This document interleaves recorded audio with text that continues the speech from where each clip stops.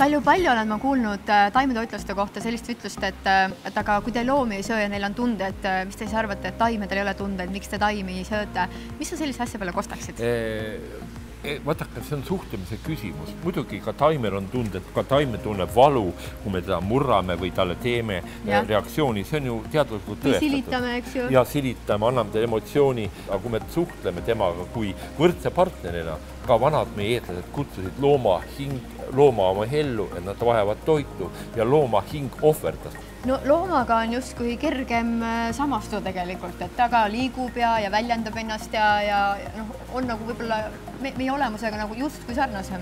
Aga taimega võib-olla on keerulisem ennast seostada, et kui nüüd ütleme, siin teadlased ütlevad, eks ju, et ei ole sümpaatilist närvisüsteemi ja nad ei tunnegi selliselt ja see pani mind nagu mõtlema sellele, et aga ideaalne toit on ju puuviljad, sest et nad saavad valmis ja siis kukuvad maha ja siis saavad jälle mullaks ja siis jälle niimoodi on ju. Ja, mina ütlen, et taimed on kõige elavam ja kõige tõelisem vorm, sest nemad on esimesed, kes siia maa peal eksisteerima tuli, et anda meile toitu. Ka meie anname taimedele midagi kui looduses, kui me räägime looduse otsas.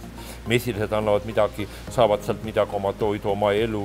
Neil käib loomulik suhtlus, aga meil, kui me räägime loomulisest maailmast, me ei söö enam mitte vajaduse järgi, vaid emotsioone. Me ei taha iseendaga vestelda, siis me hakkamegi sööma emotsioone. Endal on raske, ei taha midagi tunnistada, ei oska, ei taha tegeleda.